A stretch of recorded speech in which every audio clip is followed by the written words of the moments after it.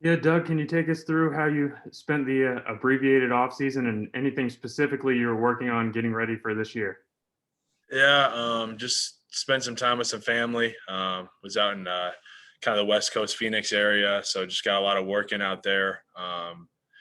Just trying to improve on a lot of things. Just being able to shoot different shots off the move, being able to, be a little more patient on catch. Try not to rush shots, try and get guys up in the air with my pump fake, and just try to get in as good a shape as possible for the season. I know our new coach really likes to fly it up and down, so just really trying to get myself in shape for this upcoming year.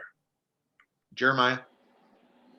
Hey, Doug, I think I was asking Miles about that same topic, being in shape with the shorter quote unquote off season. You just finished in late August and, you maybe never had time to fully stop and then restart. Do you feel like you're maybe in better shape than an average training camp, or does it feel pretty similar to the way you normally would start on a normal year? I would say I feel in a lot better shape, honestly, just because straight from the bubble, wasn't a whole lot of time off. So I was able to stay in pretty good shape, honestly. So that's the bright side of this. I think guys have been really hungry coming to this training camp. We're really getting up and down, flying it up the court. And we haven't had to do too much conditioning on our own just because that's the way we're going to play. So I feel like in general, some guys were a little worried about it, not knowing where we were physically and condition wise, but everyone seems to be doing pretty good. So that's been a good sign so far. Chris, go ahead, please. Hey, Doug, great to see you. Great to hear you. You've played against Toronto the last 2 years, where Nate, of course, was an assistant coach. What do you take from the new style of play, and how much will it benefit a player like you?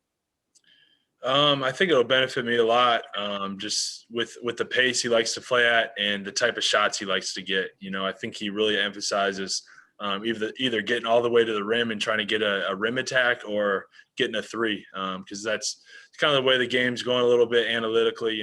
There's still time for mid-range shots, late in shot clock and late in games. But for the most part, he wants to get up and down and try and play with some pace and let everyone get involved in the offense. So I think it'll really benefit me.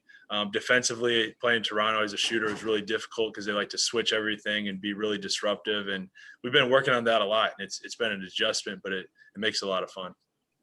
Scott Agnes. And Doug, what are your impressions just so far of Nate, his coaching staff, and how they run a training camp? What's different? What's interesting to you as a coach's son? Yeah, it's been great.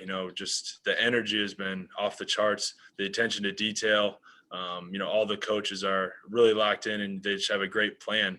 And they're not afraid to call guys out. I think whenever you get a new coach, you always want to feel them out, and he's not afraid to call guys out for not playing hard or doing what he's asking. So that's been great to see. And this is the most fun I've had in a training camp in my career. So that just shows you the kind of energy he has.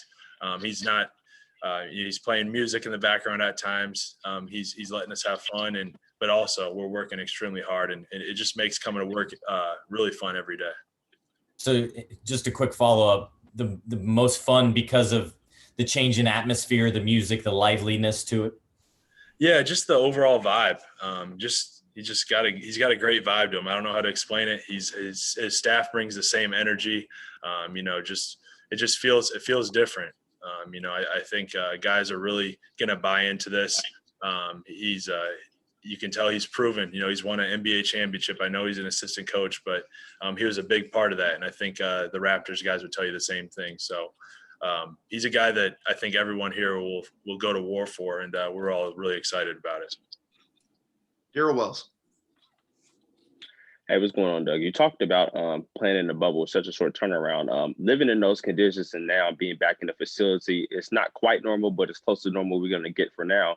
Does it feel more like a delicacy, or does it feel like kind of normal? It feels kind of normal. For the most part, we're still trying to stay as safe as possible, just like everyone else in the world.